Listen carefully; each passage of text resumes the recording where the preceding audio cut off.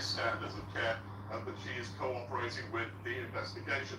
For his part, Admiral's told us we take this matter extremely seriously, and we reiterate our unreserved apologies to the children and their families whose care was below the standard they should have received.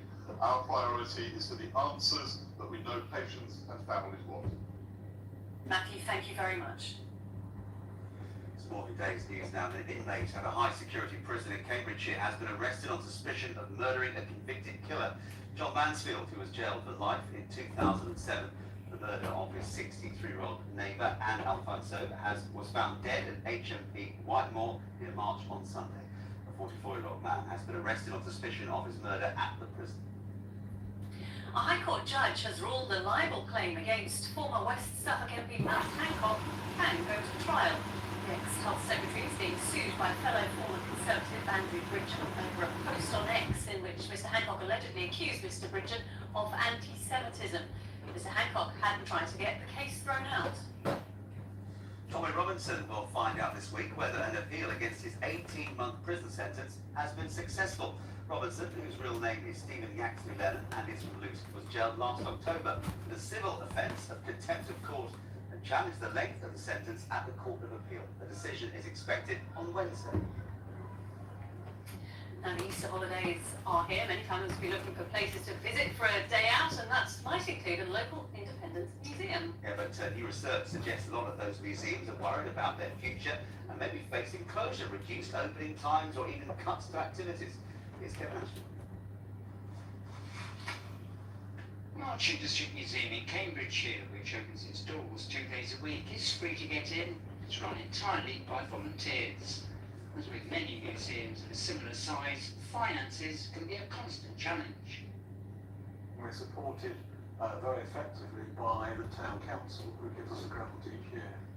Nevertheless, the cost of things are rising, and we need to fundraise, we need to invest, and we need to look after things very carefully. But for some museums, especially if they have staffing costs, which fortunately we don't have here in a sense, then things look very bleak, with income not keeping in pace with rising costs. It is a challenging climate for smaller museums. In a recent survey, 4 out of 5 said these were the toughest times they've ever faced, with visitor numbers yet to get back to pre-COVID levels. And 3 out of 5 said they feared possible closure. Around 500 museums have closed since the beginning of the century. A charity that works to get more youngsters into museums says they play an important role. Families, school trips, most of those are to local museums. Children need to go to museums for learning, for well-being, for civic participation. As those opportunities are taken away in their local area, fewer and fewer children will go to museums. And already about 4 in 10 don't go to a museum in a year. And that figure could get worse if these museums start to disappear. At the museum in March, they do their best to attract young people.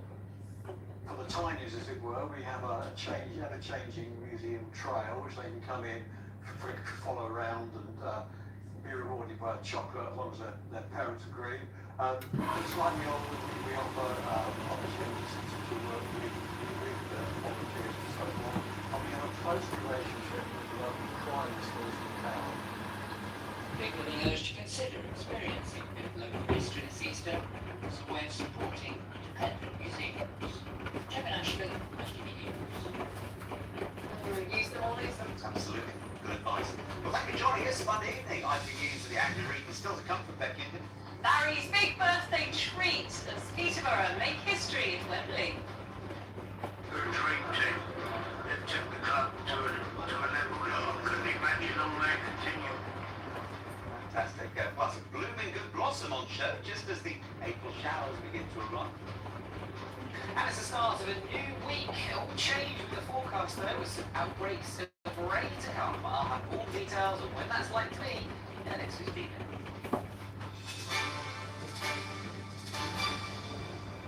Rain? Goodness me. I know, you're not going to believe what I said this. Look at the Guardians. I would never say it. It's very true. But before all that, some more news in brief. The Open University has announced it's expanding its research team, working with Milton Keynes charity Medical